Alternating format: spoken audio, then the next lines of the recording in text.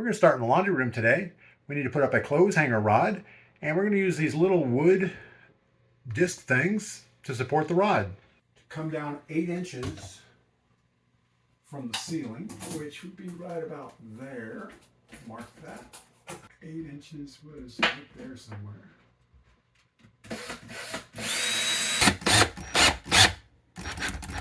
We don't want to make that too tight. It just needs to be tight enough so this thing doesn't move. Perfect. 27 and maybe 3/8.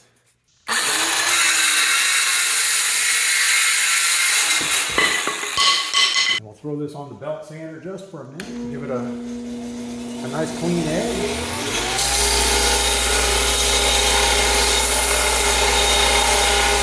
Oh yeah, that fits in nicely. It's just well, it really doesn't have any shake at all once we get it straight. Now we have to measure down 8 inches on this side.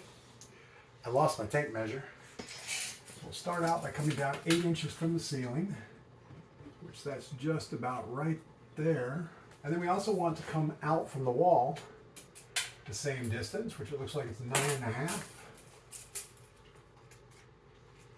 And about 9.5. All right, we'll say that's the spot we want it. I don't know if I planned. We didn't plan for this exactly, so we didn't put a stud in the right spot. But we're just going to use some of these white wall anchors. They're good for about 50 pounds of weight, which will be plenty.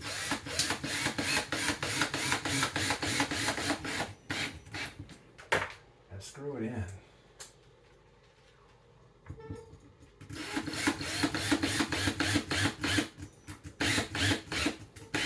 Enough. Perfect. And now with any kind of luck, our coat hangers will just hang right up here. And they clear the window by about that much. So that's good. And we'll do the same thing over here. I've already installed the little circle thing there, the circle thing here. We just cut this rod to the right length and it drops right in there. Now this side isn't as good.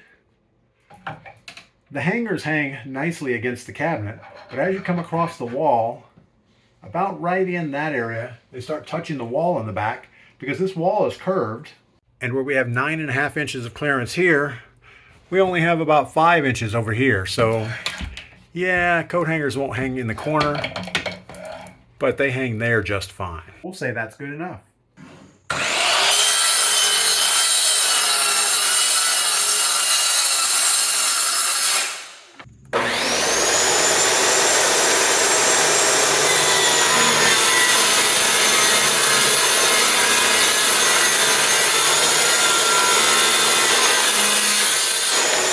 We're just about finished in the laundry room, but there is one more project I need to take care of.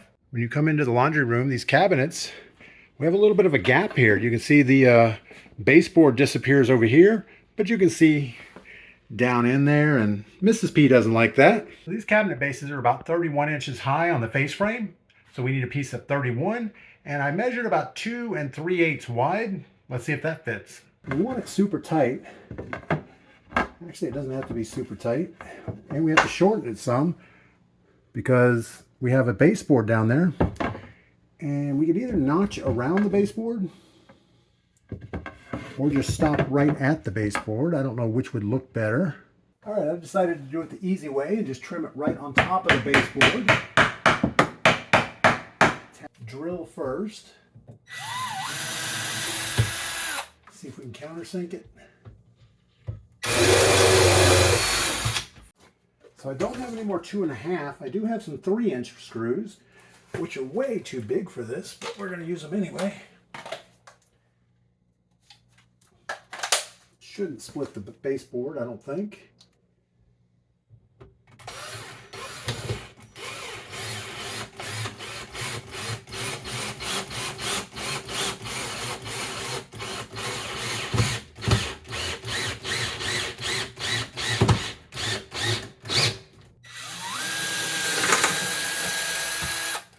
We're hitting a staple.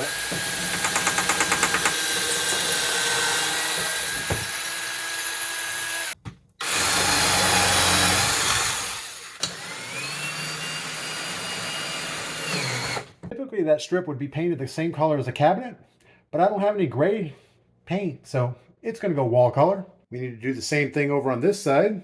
The vertical measurement's about the same, but the horizontal is a little bit wider. So let me get a measurement on that. We'll go to the table saw.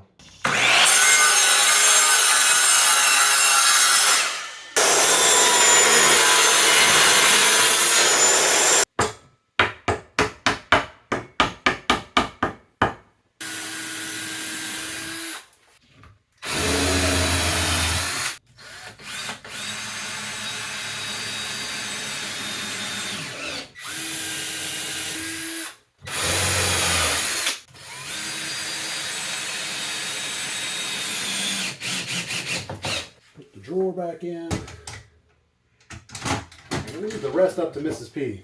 So that all came out looking pretty good. I think when Mrs. P gets it painted, it'll look like it should be there. When we tore out this baseboard originally, it tore some of the paper. I think that's a little bit too much to patch with paint. So I'm going to put a little bit of drywall compound in there, let it dry. And we're just going to fill this in. And if we do it right, we won't even have to sand it.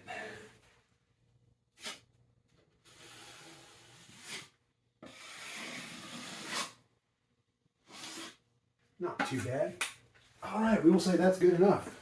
I think since we're already set up for woodworking, I have a little bit of a cabinet spacer issue over here we got to solve. It's pretty much the same as what we already worked on. We have a gap here that needs to be filled, and I have these two hickory pieces. They don't actually look the same at all, but that's okay. And they almost fit in here perfect, but the bottom fits fine, but the top is just a little bit tight. And I don't think I want to put the pressure on it to spread it open. And since we have two pieces, we're going to have to reinforce them. And I do have this hickory piece here. We'll just cut some spacers, screw it on the back side, probably one at the top and one at the bottom. That'll just give us some good support to make sure it doesn't go anywhere. Now these hickory pieces are the exact thickness of the face. So we could actually make our reinforcement piece about 1/4 inch longer, and they'll hook in behind that face. So we'll do that.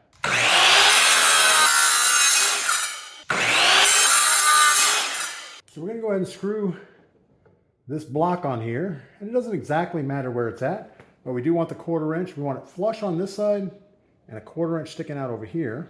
And we also need to make sure that our countersink isn't going to go all the way through. And it looks like it's going to be close. So we're going to get a shorter countersink. And just like that, we have our spacer put together. Looks nice and straight on the front. The backs came out pretty good. We have a little overlap on one end to hook behind the face frames. Let's see if it fits.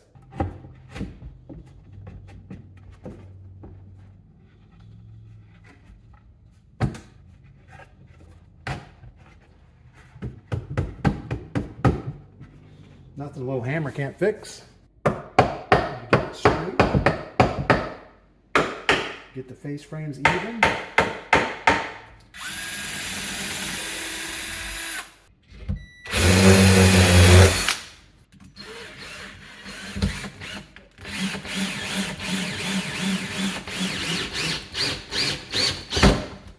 And we'll put one more screw in the bottom, and we should be good.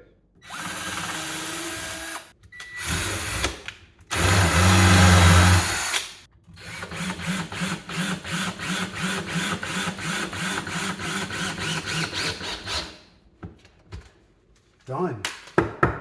We'll go ahead and put on these toe kicks.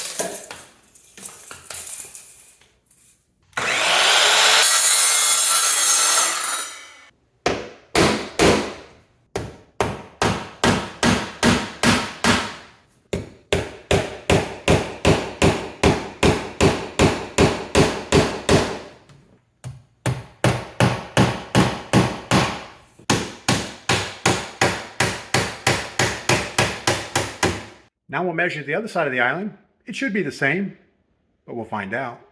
It's amazing the difference. Let me show you down here. Under the cabinets with the toe kick. Looks pretty spiffy. And as a contrast, this is the other side of the cabinets that we have not put the toe kick on. And you can see it just doesn't look very good without it. Luckily both sides were the same measurement, so all we have to do is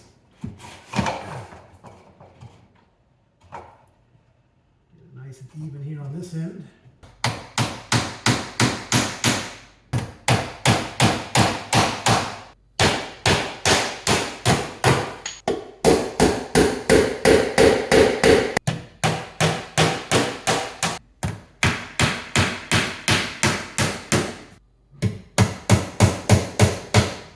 that has the island complete. And now we have a long piece that goes along here all the way to the dishwasher. I think that's going to be longer than one of the pieces we have, so we have to figure out where we want that joint to be. Let's do that. So if we go even on this end, we can come all the way down, and it's going to be right under the sink base, but not on an intersection. So I almost think we should cut this thing right in the middle of these two cabinets, and then we'll have a good nailing surface for both of them. I think that's going to work better than trying to nail on that springy section between the cabinets.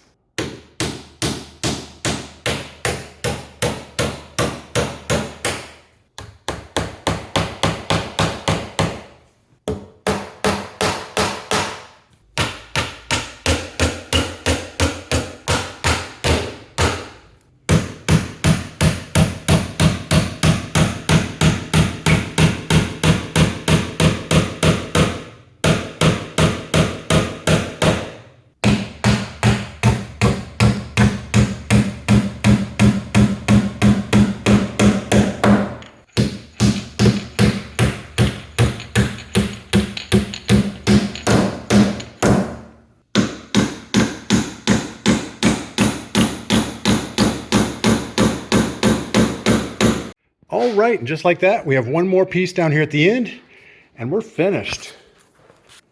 The seam came out looking pretty good. I tried to get the wood grain there to match, and then it turns into white going this way. But I think it's okay.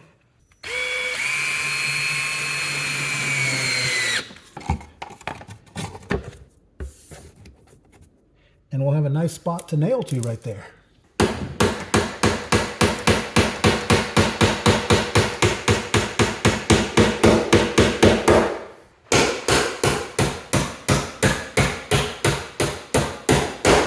And just like that, we have all the toe kicks installed. I think the next thing I want to work on is the woodwork around the refrigerator and pantry. This is all the hardwood that we worked on earlier in the week. And where I want to start this project is right here on this curved wall, because we're going to put this board right here, but it's going to stick over into a curved area, which means we're going to have to add a strip behind it. There's no gaps. But the first thing we need to do is cut a piece 70 3/4, I think. So this is the beam that I chose. It has a little bit of spalding in it. Has a couple nice looking knots and a little bit of bark inclusion. We'll look that over and find the best 70 3/4 inch section on it, cut both ends off, and then we'll go back inside and work on it.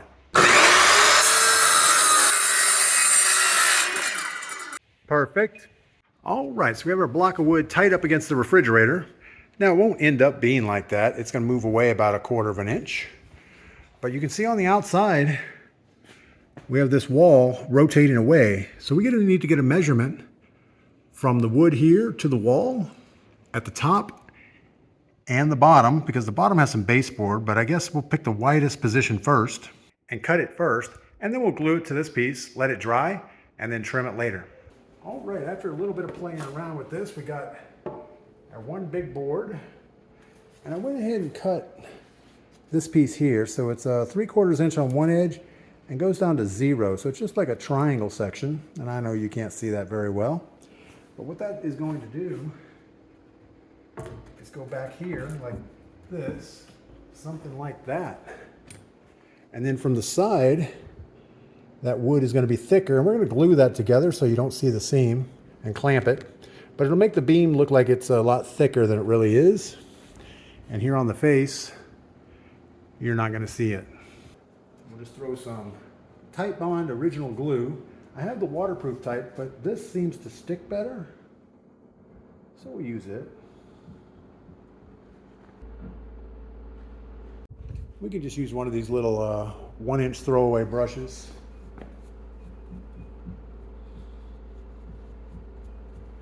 Add more close.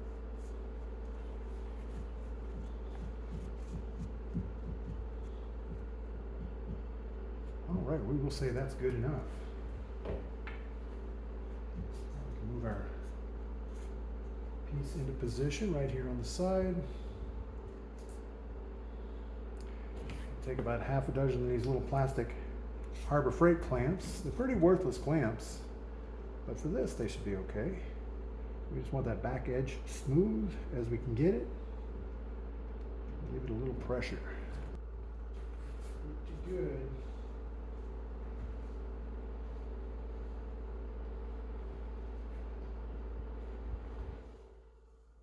Just want to make sure it's not hanging over too much or too little. Well, that came out pretty good. Now you can see a detailed cross section of how that's going to fill around that curved wall.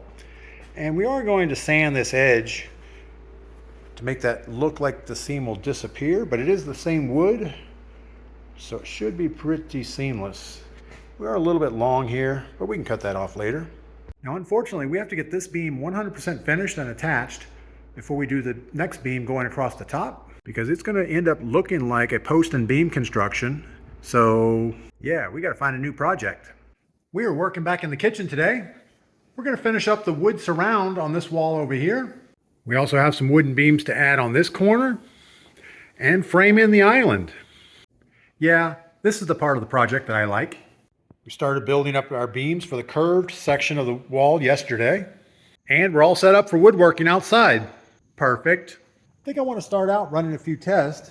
I have a container here with mineral spirits and boiled linseed oil. And this is a container of black walnut stain, and it's in boiled linseed oil. We're just going to dump a little bit of the stain in there.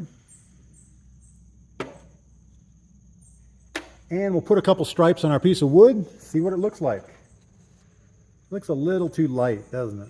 Yeah, I don't think that's dark enough. So let's add a little more. Let's go with that. It's darker, but it's still not as dark as I want it. So what we're going to do, I think, is fish this walnut out of here. Yeah, it's a walnut I found in the yard. I just put it in this can about a year ago. Now that we have our walnut fished out, we're going to go back the other way with this. Try not to get it all over the table saw. Let's do it over the paver so we don't mess it up too bad. We're just going to mix this a couple times so that everything is the same. All right, so that's going to be it. Whatever that is the color we're using. Definitely darker. I think we're going to want two or three coats of it though. I know, it looks the same. But we're going to set that aside for a little bit and get some wood cut. We'll get all the woodwork done, then stain it all at one time. All right, so we have our first piece roughed out. This is probably the hardest one. It has that angle glued on the edge to make the beam look thicker over here on the side. I think the first thing I want to do is get it nice and straight along this wall. And then we want to mark this baseboard down here to cut that, get it out of the way.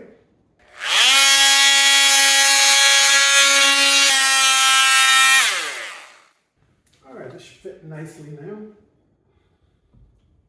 Go right against there.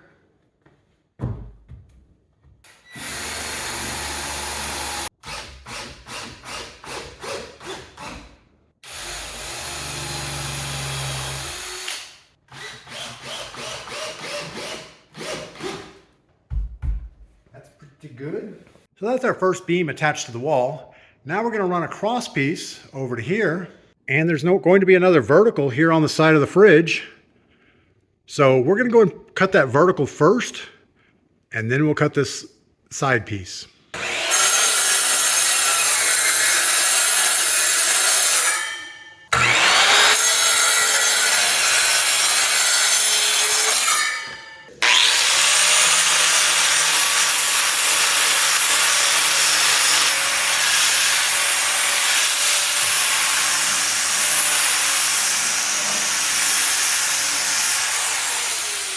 And all we're trying to accomplish is take out any of these chatter marks from the planing process.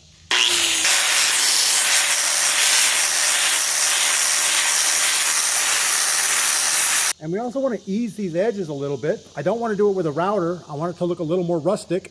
So this will work.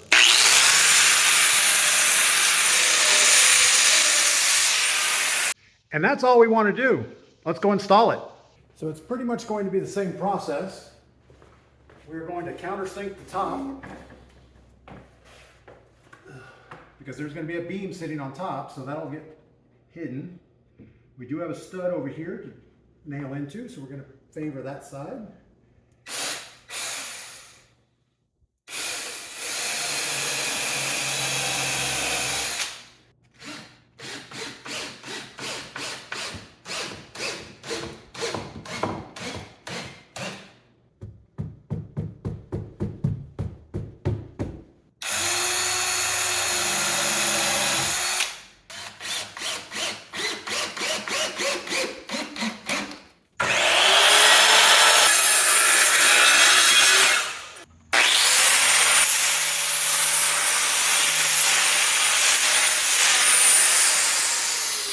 So in a perfect world, we would put this piece up first. Don't scratch the fridge.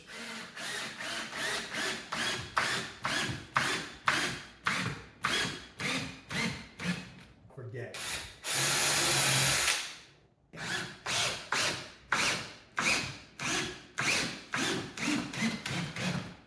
This piece is going to need more work here on the end. You can see we added filler blocks on this one, but we're going to need to do that same thing up here. And I want a piece of end grain so it matches. It needs to match. All right, so we cut a little triangle block. I want the end grain out.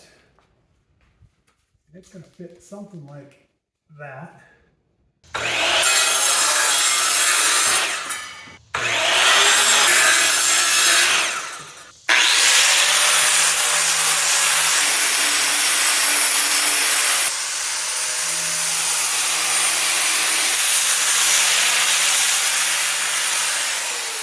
All right, we have a new board in here. We're gonna have to do a few modifications up high.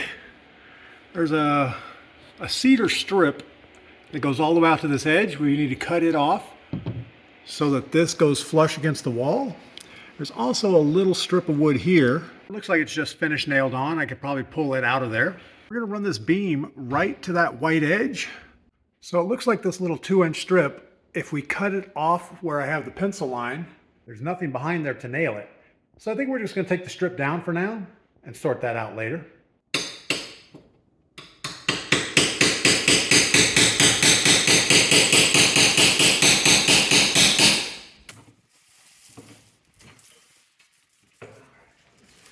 Now we can get back to fitting our board over here all the way to the top. Get a nice reveal on the edge of the door here. And we are going to have to trim the edge of this board because it's going to be right up against this kick panel. Then we're going to have to pull it back off later when the granite shows up because it's going to need a notch for the granite top. I'd rather notch the board than notch the granite.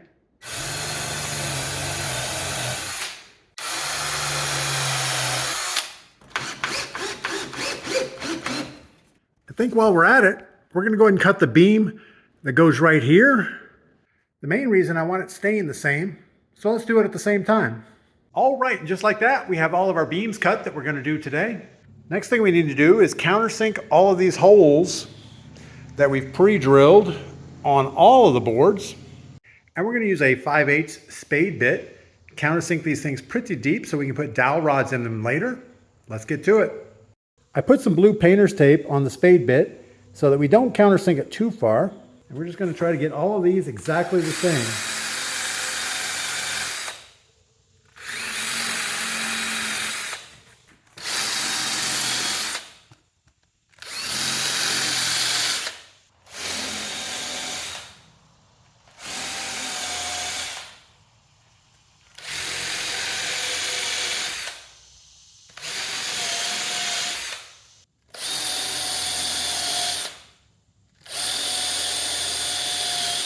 For the next step, we're going to use a little DA sander and just take any big scratches out.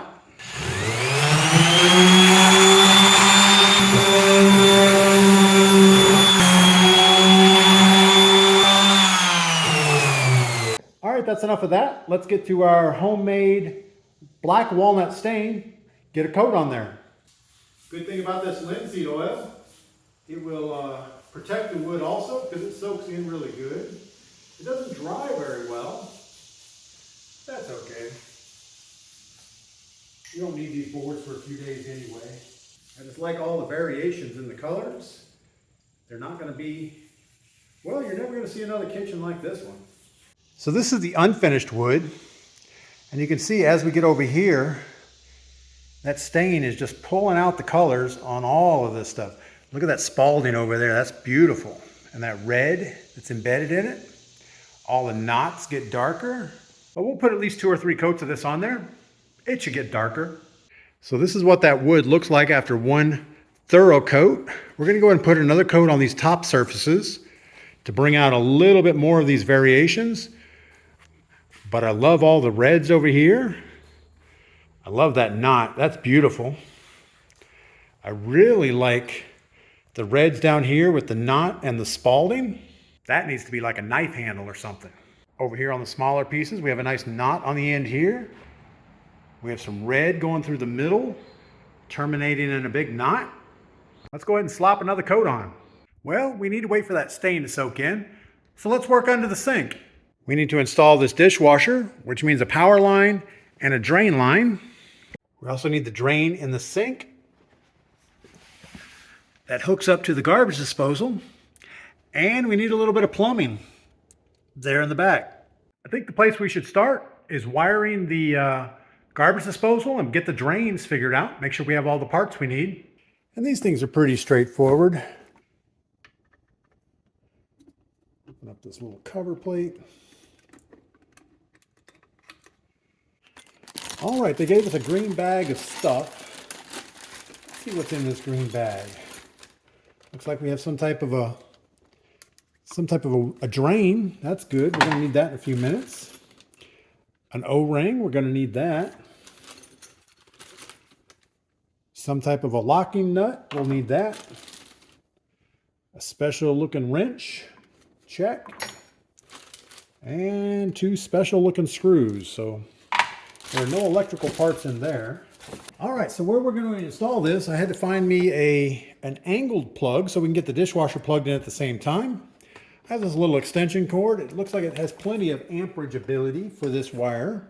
So we're going to cut this thing off about there. Looks pretty good. So this garbage disposal is 3/4 of a horsepower. I don't think I've ever seen one that powerful. I'm not sure what we need that for, but I guess we have it. Let's go ahead and strip these wires back to something reasonably long, like that. It's like a number 14 wire, but it's bigger. It's bigger than the ones inside the unit, so I guess we're okay. Now I like the wire nuts that have these little wings on them. It makes it much easier for you to grab onto it and give it a twist. Just got to get it fully seated down in there. Okay, that's good. And the key to putting on a wire nut is make sure the wires are the same length. Don't pre-twist them or anything, just get them into the base of the wire nut and then start twisting. Because if you try to twist it on your own, you're probably going to twist it the wrong way. And then when you start putting the wire nut on, it's going to come loose and it just gets bad. All right. Feels like it's getting tighter-ish. We'll see, that's good enough. All right, we'll get those 2 down inside somewhere. Then we'll put our little cover plate back on and say it's good enough. We should probably go ahead and drill the side of the cabinet to make sure we get this plug through there. We also have to drill the side of the cabinet for the drain line on the dishwasher. So we'll do those at the same time. All right, we got the drain kind of hooked up. We got the cord kind of back there. We're going to slide this thing in and then take up the slack as we go.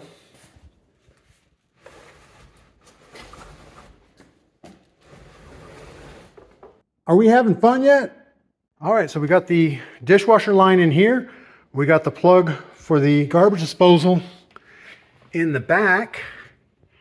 Way down there. Nothing looks like it's kinked or messed up. So that's a win. I think the next thing to do is put this drain in. We can hang the garbage disposal on it. Now the way these drains work, we have a nice stainless piece that goes on the top. You have a gasket and a kind of weird looking triangle piece that goes underneath. Then you have a snap ring and a thing with screws on it that gets put on after that. So these actually go on like that. And then you put the screws on to tighten it up. But I like to add just a little bit of plumber's putty right here on the top side, because even though this gasket's going to seal on the bottom, you don't want mold and gross things going between the sink and that stainless. So let's get it all mounted. Now this plumber's putty just looks like Play-Doh, and it's really not that hard to deal with. You can just pick a little bit up with your fingers, I think. And we're just going to smash a little bead, not very thick, all around this metal piece. I'm also trying to be careful on top of this sink. I don't want to scratch Mrs. P's new sink. I would rather her be the first one to scratch it. And that's just about good. All right, we're done with the plumber's putty. I don't know why they sell you a tub of it so big. You only need that much. I should just take this thing out of here. All right, so we want to get those words lined up nice and clean like that, and just push it down a little bit. Now we got to move underneath. Now I'm going to bet that you guys can't see anything under here, and I'm not going to worry about it too much because I don't really have a better place to put the camera, so it is what it is. All right, we're going to take our gasket and throw it on here. And this is where it would be good to have someone else here with you to help you. But we should be able to get it. And then we'll put our part with the screws in it. And we need to back these screws all the way out to give us as much room as we can to get that snap ring on. And then we throw that thing on with the screws pointing up. And now we grab this snap ring piece. Try to not launch it across the room and get it to hook underneath the edge. All right, that looks good. All right, now we get our screwdriver and just even pressure all the way around.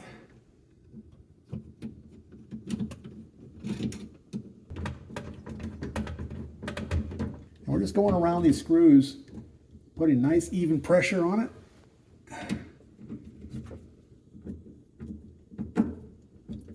You don't need a ton of pressure. All right, we'll say that's good. So that has our drain to the sink installed on the bottom side. And we're going to clean up all of our plumber's putty that's squeezed out here around the top. And it'll keep squeezing out for a little while as that thing does its thing. But that's good enough. Now there's one more thing we didn't do on the dishwasher. We didn't hook up the water supply line. But good thing we haven't bolted it in. We'll just slide it out, hook this up, put it back in. But we're going to hold off on the dishwasher supply line until we hook up the other stuff first. The next thing we need to do is put the InSinkerator on the drain. But before we do that, since we do have a dishwasher, there's going to be a plug in here that has to get knocked out. And we should also put our drain spigot thing on, because that'll be a lot easier to do up here than under the sink. Usually the best way to handle that is just take a punch and a hammer and tap on it, but I probably shouldn't be on top of the dishwasher when I do that.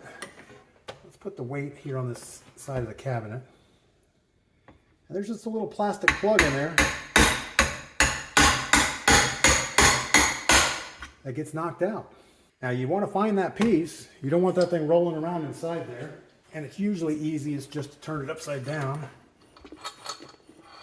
And it should come out. If not, you just got to go fishing for it.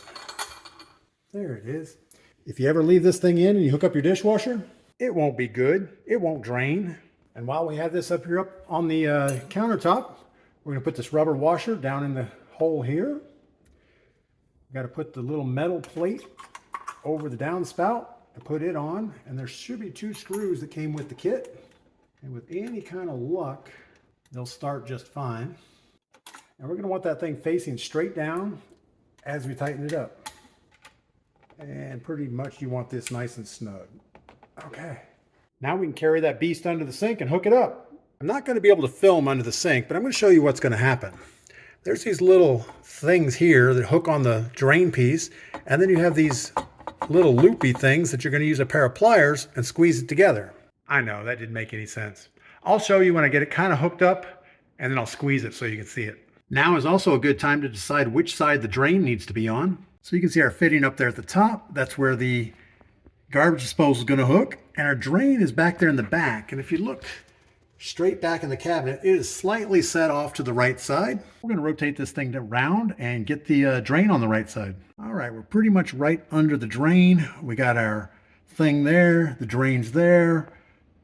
The piece that we pre-installed is on. Now let me manhandle this thing up there, and then I'll show you. All right, so I was able to pick this thing up, push it in, and get those little flat things on top. And now what we're going to do is take a pair of pliers and grip between this piece over here and this piece and pull it super tight. And that should keep it from leaking and coming off. All right, so I have the pliers on there, and I'm just going to squeeze the pliers, and you can see how it pulls the two pieces together. And that's all you want to do. Go until it stops and you're done. Now in a perfect world, this thing here is going to come all the way up and touch this metal piece. And you can see there's a little dent on this side. It locks into a little divot over there. And that way it doesn't come unlocked and fall off in the cabinet. Now we have to figure out how to get that drain line onto here. I have a whole bunch of pipe fittings, and it's kind of like playing Jenga. We're going to play with it for a minute and I'll show you. There is one unknown on this drain. So the granite guy pulled our sink forward off of these stop blocks in the back. And I think what he was trying to do is match the reveal here with the dishwasher and also match the reveal on the oven on the bottom. So I think we're going to go with his recommendation. Leave the sink right where it is, and I'll just add some new blocks behind it. All right, we have the water hooked up temporarily, just checking for leaks right now. Gotta make sure we don't have any drain leaks or temporary faucet leaks. Looks okay. All right, I hooked up a temporary faucet for Mrs. P. We actually have hot and cold water in the sink. Perfect. We also have the Bosch dishwasher doing the dishwasher thing. And with any luck under the sink, we don't have any leaks. I did put a cookie tray down there just in case. We'll have to neaten all of that up once we get the permanent faucet in after the granite's installed.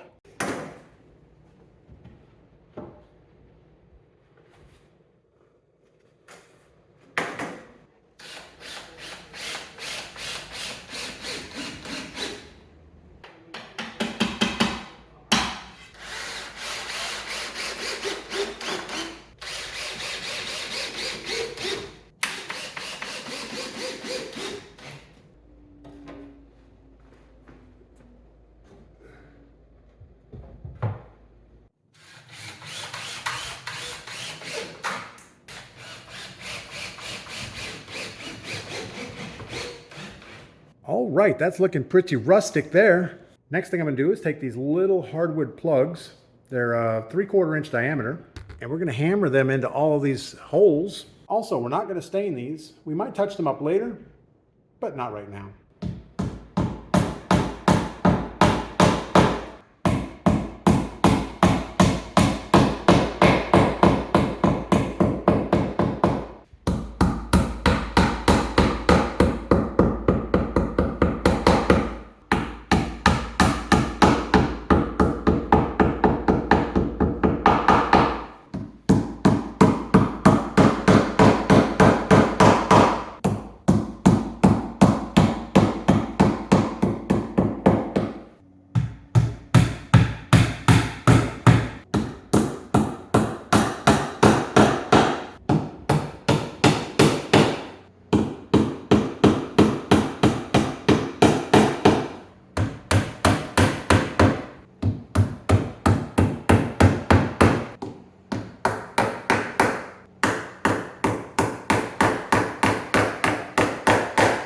So that's about all the finish work I can do right now.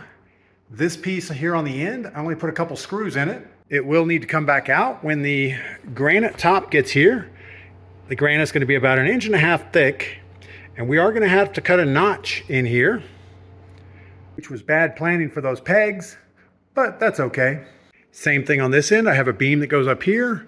We do have to cut this light strip or remove it. I'm not sure if you can just cut those things off or not. We'll see.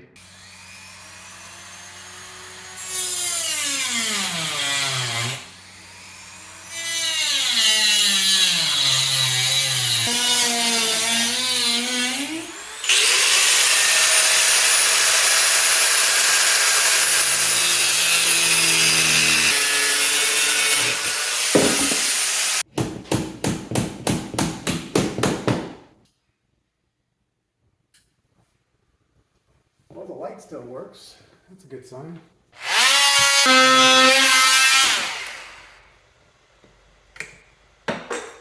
For this beam at the end of the kitchen, we didn't have a good place to screw it in and keep all of our plug holes the same. We do have a baseboard. I don't think it comes up 3.5 inches, which is where this is, but we can put these screws in on an angle. And at the top, there is a 2x4 or something up there. We can put those screws in on an angle. And this is where we're going to have some shelves along the wall that need some reinforcement anyway. I went ahead and cut some 2x4 blocking. And with any kind of luck, I measured this correctly at 14 inches, and it should fit right in here, down behind the drywall, and right up here, right behind the drywall. And then I put some screws right there, and maybe that'll work. All right, and just like that, we have one screw in. We put some drywall screws here to keep this where it needs to be. And we put some 3-inch wood screws into the window frame and into this stud right here. One more board up higher, and we're ready to put that beam in. Trying to get the insulation to stay in place. You don't want your house to get cold. Something like that should be good.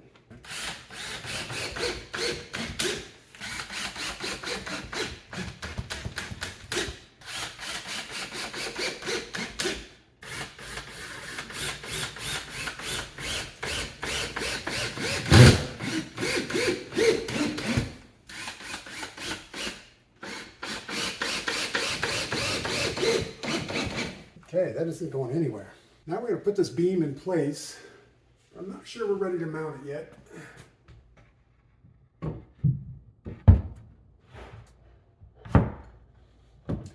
You know what? I think we're going to go ahead and temporarily mount it.